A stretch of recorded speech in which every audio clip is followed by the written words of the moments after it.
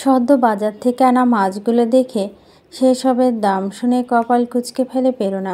স্বামীর অপ্রস্তুত ভঙ্গিতে দাঁড়িয়ে আছে। ড্রাইভার মাছগুলো কিচেনে হেল্পিং হ্যান্ডের হাতে তুলে দিয়ে চলে যায়। প্রেরণা কপাল কুঁচকে রেখে তার চাচা শ্বশুরকে বলে উঠল, আপনারা কেউ মাছ কিনতে পারেন না বড় বাবা, আপনাদের কাছ থেকে ডাকাতি টাকা রাখে সবাই। পাঞ্জাবি গলার কাছে বোতাম খুলতে খুলতে স্বামীন গা জুড়াতে বসলো সোফাতে। প্রেরণা হাত থেকে ঠান্ডা পানি গ্লাসটা নিয়ে জবাব দিল, দাম ঠিক আছে বৌমা, সব কিছু চড়া এ সপ্তাহে। প্রেরণা জানে না আসলে এই সপ্তাহ মাছের দাম কী রকম। রেস্তোরাঁয় তো লোক রেখেছে সে, সাব্বির মাস শেষে হিসেব বুঝিয়ে দেবে। ও মুখও তাই হয় না প্রেরণা। বাইরের দুনিয়া কোথায় কি হচ্ছে সেসব খুব অল্প জানে আজকাল বেশি জানে এই বাড়ি কিচেনের মশলা পুড়িয়েছে কিনা, ইহানের পাঞ্জাবি কয়টা ধোয়া রয়েছে, তার শ্বশুররা নাস্তা কোন দিন কী খেতে ভালোবাসে, ইত্যাদি ইত্যাদি। বাজারের কোনো জিনিসের দামটা কেমন হলো সেসব কিছুদিন না ভেবেই এইগুলো বেশ উপভোগ হয়ে উঠেছে প্রেরণার জীবনে। প্রেরণার কাছে কিছুদিন না হয় এভাবেই যাক। ইহান কিছু জানিয়েছে ফোনে? স্বামীনের কথায় দুপাশে মাথা নাড়ে প্রেরণা। হাত থেকে গ্লাসটা নিয়ে বলে, ফোন করেছিল, ধরছে না। বেশ চিন্তিত লাগছে স্বামীনকে। সামনে নির্বাচন করবে ইহান, আজ দলীয় মনোনয়নপত্র ঘোষণা হবে, সেই ব্যস্ততা রয়েছে ছেলেটার। রাজনীতি জিনিসটা খুব অপছন্দ স্বামীনের কাছে এখন, তবুও ছেলের ইচ্ছেকে প্রাধান্য দিয়ে খুশি। আজ ইনশাকে নিয়ে যাবে মঈন। বাড়িতে একটু পারিবারিক ব্যস্ততা রয়েছে। শাশুড়িদের দোতলায় পাঠিয়ে রান্নাঘর পুরোটাই প্রেরণা দখল করে নেয়। ঠিক তখনই কল আসে প্রীতমের। রিসিভ করে বলে, হ্যাঁ বল প্রীতম। আমি প্রীতম নেই, আমি তোমার ভাইয়ের বউ ওরফে ননদ ওরফে বেআইন। ওপাশে কেমন ফ্যাঁসে আওয়াজ। উদ্বিগ্ন প্রেরণা জানতে চায়, কি হয়েছে ইনু? ঠান্ডা লেগেছে আপু সামান্য। আচ্ছা আপু, তুমি গ্রোসারি কোন ব্র্যান্ডের কোনটা ব্যবহার করো একটু আমাকে বলো। আসলে নতুন সংসার তো ঠিক বুঝে উঠতে পারছি না আমি, হিমশিম খাচ্ছি। মাম্মা ব্যস্ত চেম্বারে, বড় মা মেজো মা ব্যস্ত হচ্ছে ইচ্ছে খুশিকে নিয়ে, তুমি বলো। প্রেরণা হেসে তার ভাইয়ের বউ ওরফে ননদ ওরফে বেআইনকে কিছু সাংসারিক পরামর্শ দিয়ে কল কাটে। তখনই কিচেনের দরজায় এসে দাঁড়ায় সেহা। ডাকে প্রেরণাকে, ভাবিমণি। হ্যাঁ শিউ, আচ্ছা উজ্জ্বল ভাই দুপুরে খাবে তো? সেটাই বলতে এসেছি। খাসি মাংস নামিয়ে রাখবো, উনি আর দাদু গরু খান না, অ্যালার্জি। প্রেরণা এবারে হাসে। সেহা বলে, এত হাসো কেন? এমনিতেই আমার ননদগুলো একজন যার যার সাংসারিক টান দেখে হাসছি। ইসি সকাল বলল মঈনের জন্য কালো ভুনা করতে। ইনু কল করে জানলো প্রীতমের পছন্দের রেসিপি। ভালো ভালো, খুব ভালো। আর তোমার বুঝি টান নেই? সেহা উৎসুক চোখে তাকিয়ে আছে। প্রেরণা লাজুক হয়ে হেসে মাথা নুয়ে রাখে। সেহা উকি মারে চুলাতে। সেখানেই ইলিশ মাছ লাউ পাতা মুড়িয়ে ভাজা হচ্ছিল। বড় দাদানের খুব পছন্দের এটা। হেসে ফেলে সেহা, বলে উঠে, ভালো, খুব ভালো।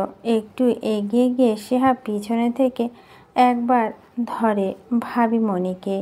মিহিস্বরে বলে, আর দাদানের শুধু খাবার দাবার দেখো না, বাকি সব পছন্দগুলো দেখো। দাদানের পছন্দের রং লাল, নীল আর সাদা। আজ একটা পরো, একটু না সাজলো দাদান কিচ্ছুটি বলবে না, এটা সত্যি। তবে একটু সাজলে দাদান মাইন্ড করবে না, তোমার অপরাধ হবে না, বুঝলে বড় বউ। ঘুরল প্রেরণা, গোল চোখে চেয়ে রইল সেহার মুখের দিকে। সেহা হেসে ভাবিমণির গালে হাত রেখে বলল, একটু সাজো দুল, ছোটটা জায়গায় একটু বড়টা পড়বে, এই এতটুকুই সাজ। আমার ভালো মানুষ দাদান জন্য সাজবে, তাকে এটা ফিল করাতে। তার ঘরে বউ দেখতে একটা বউ আছে, স্কুলে হেডমিস্ট্রেস নয়, বুঝলেন ম্যাডাম। ইরফান তাড়াহুড়োতে ছিল খুব। অফিসের কিছু কাগজ দেখে ফাইলটা বন্ধ করে আশেপাশে তাকিয়ে ধীরে আওয়াজে ডাকলো, পড়ো। বারান্দা ইকরিমিকরিকে নিয়ে বসেছিল পুনমি, শুনছিল অডিও বুক।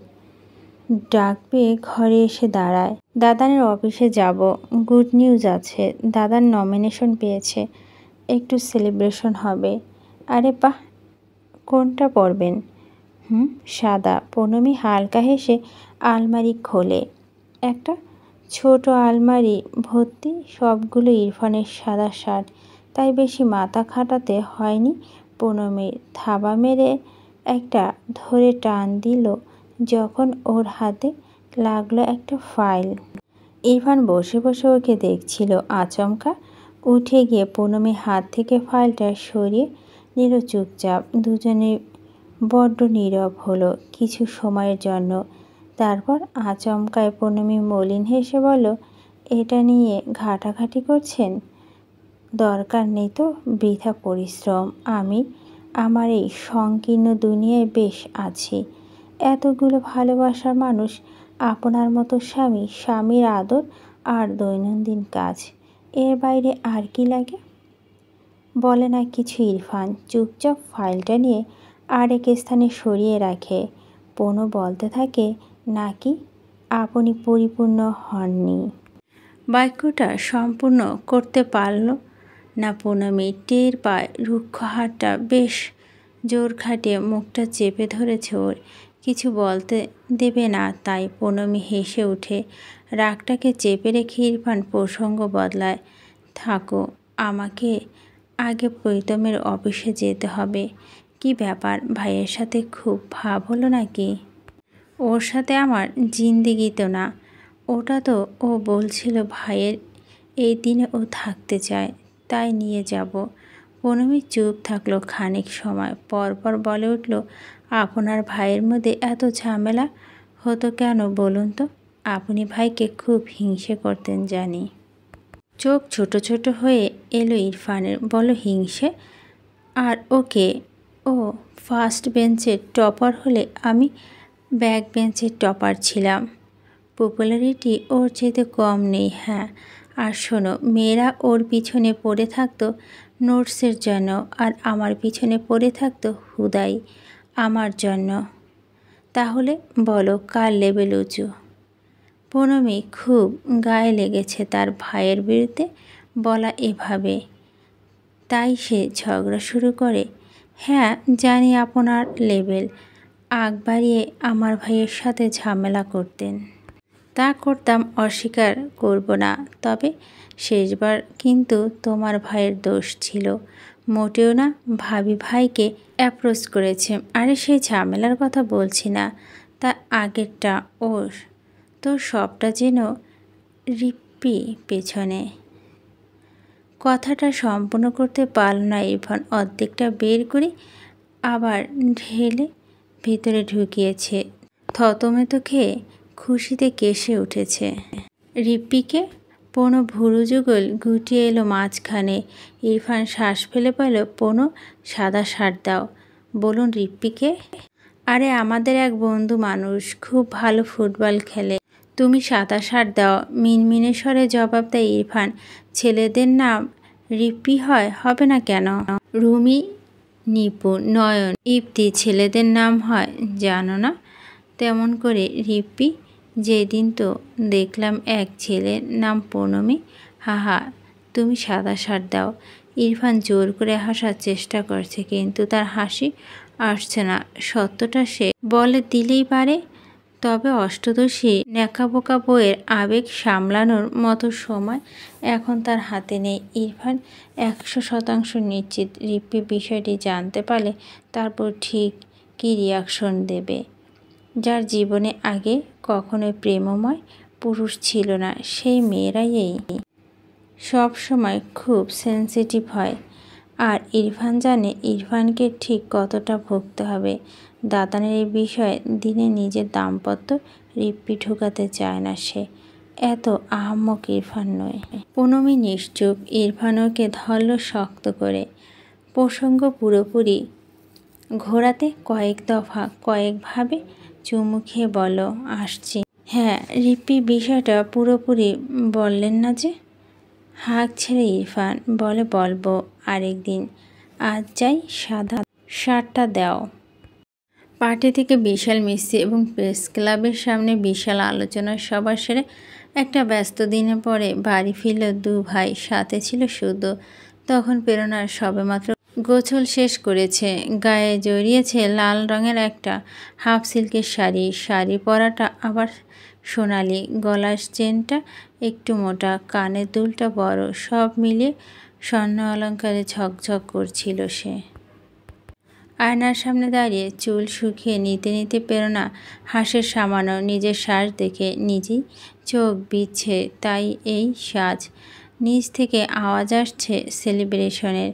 বাড়ির পুরুষগুলো হেরে গলায় হাসাহাসি আর উচ্চস্বরে কথাবার্তা তাদের কাছে সম্ভবত যোগ দিয়েছে বাড়ির জামাই দুজন। মঈন আর উজ্জ্বলও এসেছে, মিষ্টি খাওয়াখাওয়ি হচ্ছে। প্রেরণার লোকাল চ্যানেল এতক্ষণে দেখেছে ইহানকে। ঘামন্ত মুখটাতে ক্লান্ত ছিল না, অনর্গল মাইকে উচ্চ শব্দে প্রতিশ্রুতি দিয়েই যাচ্ছিল, সেই সাথে দোয়া চাইছিল। পাহাড়সম উচ্চতা, বলবান এক সৌম্য পুরুষ, ঠিক ততটাই নমনীয়। দেখেছে প্রেরণা, চেয়েছে। বুকের মধ্যে অদ্ভুত উত্তেজনা কাজ করেছে, কিশোরী বউদের মতো। জীবনে এমন একটি মানুষের সঙ্গ হয়ে সেবা করার সুযোগ পেয়েছে সে। প্রেরণা যায় না নিচে, এভাবে দরজার সামনে মাথা নুয়ে দাঁড়িয়ে থাকে চুপচাপ। এসব কিছু যদি কারো চোখে পড়ে, দীর্ঘ দিন যাবৎ সাদামাটা থাকার কারণে প্রেরণার চিন্তা ভাবনা এতটাই রক্ষণশীল হয়েছে যে সামান্য সাজাও তার কাছে বড্ড বাড়াবাড়ি মনে হয়। অন্য কারো চোখে পড়ল না, শুরুতেই পড়ল ইরফানের চোখে। লাফিয়ে লাফিয়ে দোতলায় উঠে লিভিং রুমের কাজটাতে ভাবিমণিকে এভাবে দাঁড়িয়ে থাকতে দেখে তার পা কাঁপল। গোল গোল চোখে চেয়ে দেখল ভাবিমণিকে, পরপর বাঁকা হাসল। হাসছ কেন? অস্বস্তি শ্বাস ফেলে প্রেরণা জানতে চায়। ভুরু উঁচিয়ে ইরফান বলল, কেবল মাত্র বাড়ি ফিরেছি দাদান, একটু ক্লান্ত। এক্ষুনি সামনে যাবে না প্লিজ? টায়ার্ডনেসের যদি ঠিকঠাক কমপ্লিমেন্ট দিতে না পারে তবে তো আবার ফুলবেন। ও সব কিছু না। চোখ রাঙা প্রেরণা। বুঝি কচু। পাশে তাক থেকে মোমের পুতুল দুটো ইরফানের গায়ে ছুঁড়ে মারল প্রেরণা।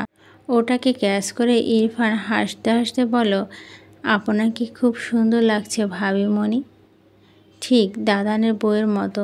আজ বেশ খানিকক্ষণ দাদানের মেজাজ উত্তপ্ত হয়েছিল নির্বাচন কমিশনের অফিসে সংশ্লিষ্ট ঝামেলায়। সেখানে এখন বর্ষা নামাবেন আপনি। Thank you. ইরফান চলে যায়। একে একে দোতলায় উঠে বাকিরা। মঈন, সিহা, উজ্জ্বল, প্রেরণা ওভাবে দাঁড়িয়ে থাকতে দেখে সকলে মিটিমিটি হেসে চলে যায়। বাকিরা ইরফানের মতো ঠোঁট কাটা নয়, তাই দুটো লাজের কথা শুনিয়ে দিতে পারে না প্রেরণাকে। কিছুক্ষণ বাদে ইহান উঠল শুদ্ধর হাত ধরে। প্রেরণা চুপচাপ শুদ্ধকে আলগে ধরে ইহানের অভিনন্দন জানায়। ইহান মাথা নেড়ে জবাব দিয়ে ঘরে ঢোকে। শুদ্ধকে ইউনিফর্ম পাল্টাতে হেল্প করে প্রেরণা। এসে দাঁড়ায় ইহানের সামনে। লোকটা তাকে খেয়াল করেনি বলে সম্ভব। দেখি অদ্ভুত রকমের মজা পাচ্ছে প্রেরণা। মজা পাচ্ছে এটা দেখে শখ করে ঘাড়ে নেওয়া দায়িত্বগুলো চেপে চিড়ে চ্যাপ্টা হয়ে ইহান তাজর মির্জার চোখে সর্ষে ফুল দেখছে। সর্ষে ফুলের কারণে বাকি সব তার চোখে পড়ছে না। ইহান আয়নার সামনে দাঁড়িয়ে তার ঘামে ভেজা জবজবে পাঞ্জাবি খুলতে যাচ্ছিল, তখন প্রেরণা বলে উঠল, শুনুন, বলুন, কাল থেকে বুঝি সভা সেমিনার? জি, ওই খবরে দেখলাম দক্ষিণে মেয়রকে সেদিন গুলি করার চেষ্টা করেছে কেউ। ইহান থমকে তাকায়। প্রেরণার মুখটা থমথমে, দৃষ্টিতে উৎকণ্ঠা। ইহান হালকা হেসে বলে, তো? শাড়ির আঁচল দুহাতে মুছড়ে যাচ্ছিল প্রেরণা। ওর চেহারা মলিন। মলিন স্বরে বলল, তো সাবধানে থাকবেন। ইহান তাকিয়ে রয়। প্রেরণা এইবার চোখ নামিয়ে হঠাৎ ব্যঙ্গ ভঙ্গিতে বলে, আপনার এসব সভা সেমিনার বুলেট প্রুফ জ্যাকেট পরে নিতে পারেন না? কণ্ঠ ব্যগ্রতার ব্যাকুলতা। ইহান নির্মল হাসে মাথা নুয়ে হাত ঘড়িতে খুলে ড্রেসিং টেবিলের ওপর রেখে গম্ভীর স্বরে বলে, সামনে আসুন। প্রেরণা এগিয়ে গিয়ে ঠিক সামনে দাঁড়ায়। ওর হাতটা টেনে ইহান নিজের পাঞ্জাবি বোতাম ধরিয়ে দিয়ে বলতে থাকে, আপনাকে ভীষণ সুন্দর লাগছে। একটা একটা করে বোতাম খুলে প্রেরণা। আর আমার জবাব, সিকিউরিটি থেকে আমার সাথে আর থাকে আপনাদের সকলের দোয়া। প্রেরণা চুপ হয়ে যায়। পরপর বলে, আপনি ফ্রেশ হয়ে নিন, সবাই খেতে বসেছে একসাথে। না, আমি পরে খাবো, আজ শুদ্ধ। আর আমি সুইমিং করব। সে কি আজ? আজ কত ক্লান্ত আপনি? জি আজই বিকেলে, আই প্রমিসড হিম। নিষ্পলক কিছুক্ষণ লোকটাকে দেখে প্রেরণা হাঁপ ছাড়ল। বলো, অনেকটা বেশি লাই দিয়ে ফেলেছেন ওকে। এইটুকু বলেই প্রেরণা দেখল লোকটা গম্ভীর হয়ে তাকিয়ে আছে। প্রেরণা ফিরিয়ে নিল নিজের কথা, মৃদু শ্বাস ফেলে বলো, যা ইচ্ছে করুন। কথাটা বলে প্রেরণা ঘর থেকে বেরোতে নিলে ইহান পাঁচকুলে করে তুলে নিয়ে ওকে। ঘটনা আকস্মিকতার নির্বাক প্রেরণা চেয়ে রইল গোল গোল চোখে। নিয়ন্ত্রণ সামলাতে ধরল ইহানের গলা। খানিক বাদে বলো, কি এটা? আপনি যাবেন আমার সাথে? ওমা, কেন? আপনাকে সাঁতার শেখানো হবে। হঠাৎ? তা কেন? বিকজ আই প্রমিস হিম। শুদ্ধ মামাকে সাঁতার শেখাবো। প্রেরণা এলোমেলো দৃষ্টি ফেলে। লোকটা কথাবার্তা শুনে হতবাক। এরপর খানিক সময় মৃদু দস্তাদস্তি হয়ে প্রেরণার সাথে। লোকটা পাহাড় সায় শরীরের মাঝে।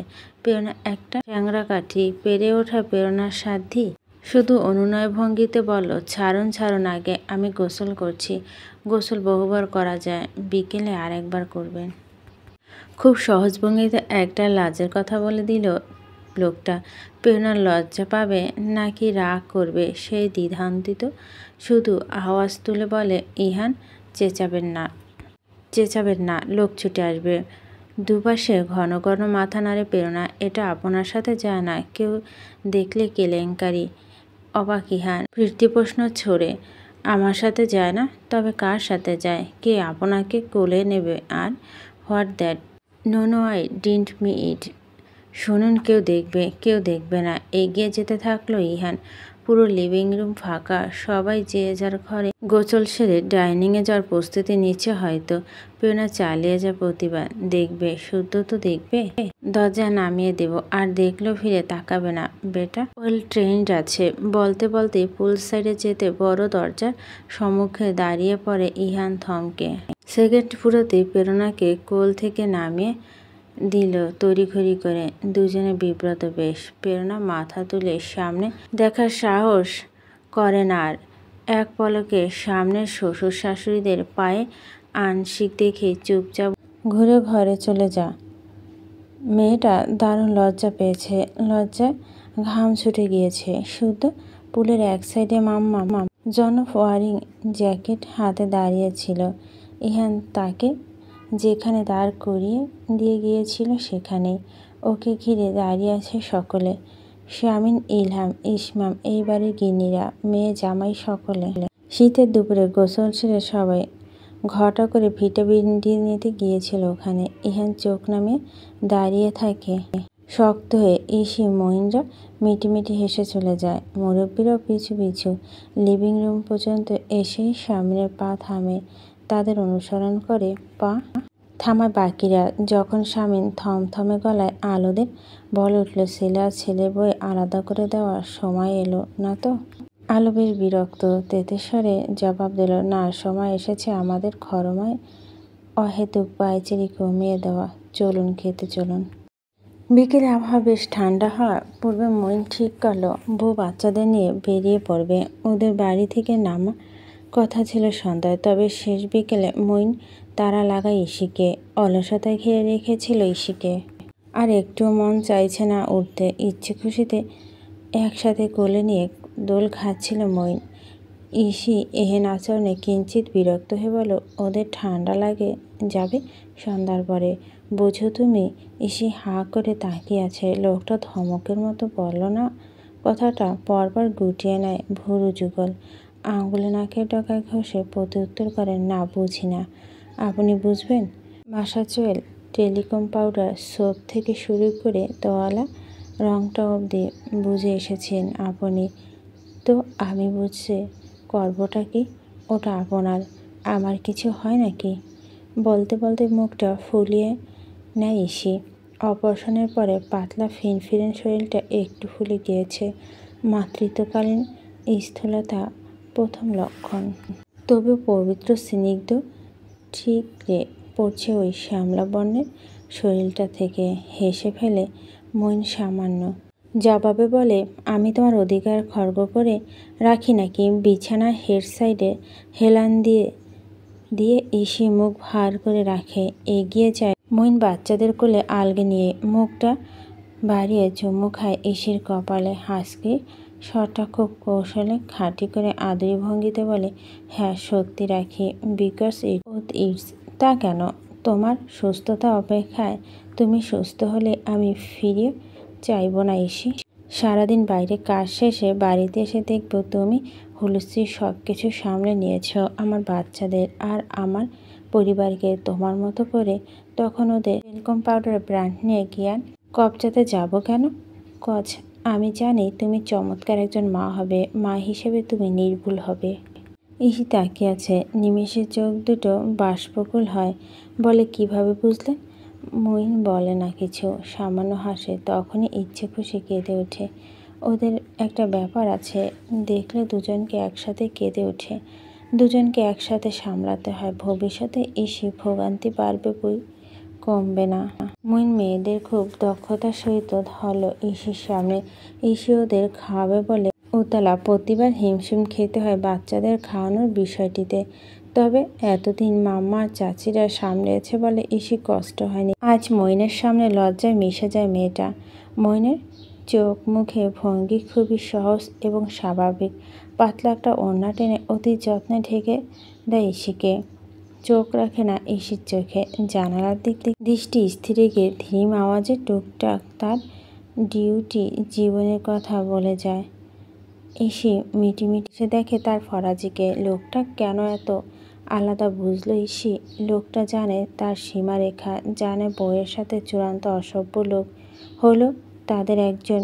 মাকে লজ্জা দেওয়া খতিয়ান নেই। বিয়ের পর থেকে লোকটা প্রতিটা দিন এক অসহ্যকর হিংসার সকল ধরনের অনুভূতি সামলেছে খুবই নমনীয় হয়ে। বিভিন্ন পরিস্থিতির বিভিন্ন অবতারে মিলেছে। এখন ইসি মাতৃত্বটাকেও কি চমৎকারভাবে সামলে নিচ্ছে। এজন্যই তো লোকটা ইসি ফরাজি আর মইন ফরাজি। ইসি শুধু মুগ্ধ চোখে চেয়ে চেয়ে দেখছে। মেয়ে জামাইয়ের প্রতি আলোর স্বামীনের যেন কোনো অনুভূতি নেই। সবটুকু নিয়ে নিয়েছে ইচ্ছে খুশি। দুজনকে ছাড়বে না এমন ভঙ্গিমা বুকের সাথে আলগে ধরে রেখেছে।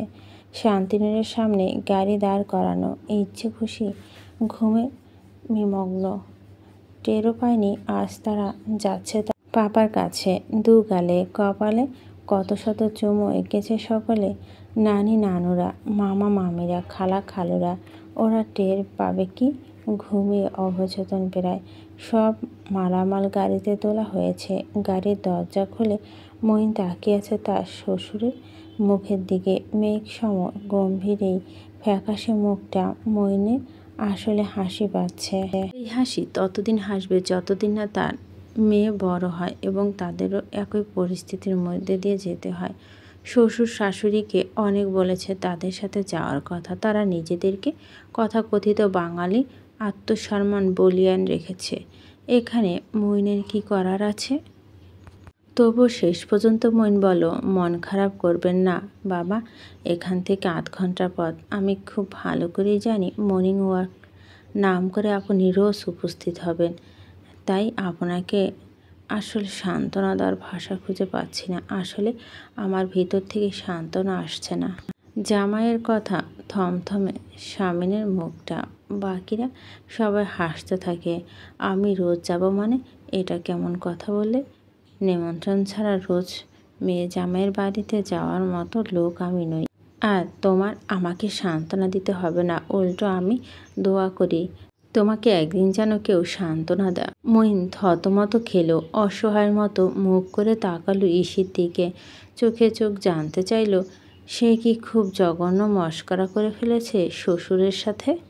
পরিস্থিতি সামলে নিতে ইহান তাড়া দিল ওদের। আচ্ছা শীত নামছে খুব, এবার তোমরা বেরিয়ে পড়ো। মুইন ইরফান গিয়ে ড্রাইভিং সিটে বসেছে। বোন জামাই আর ভাগ্নিদের পৌঁছে দেবে সে।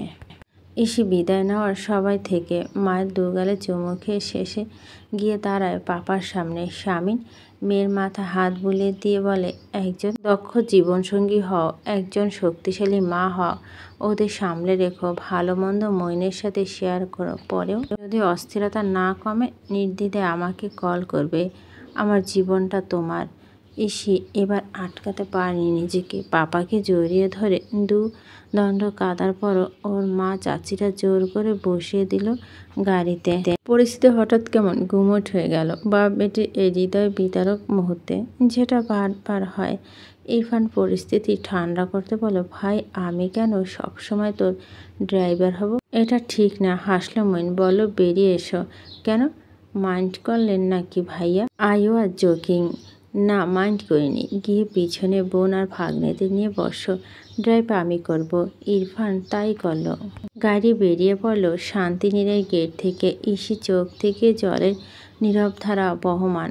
ইরফান একাই ভাগ্নেদের দু আলগে ধরে রেখেছে। ইসির মুখটা আর চোখে বার কয়েক দেখে মিনমিনে সুরে বলল, একদম তোর মতো দেখতে হয়েছে ওরা। হাসলত তোর মতো না হলেই হয়।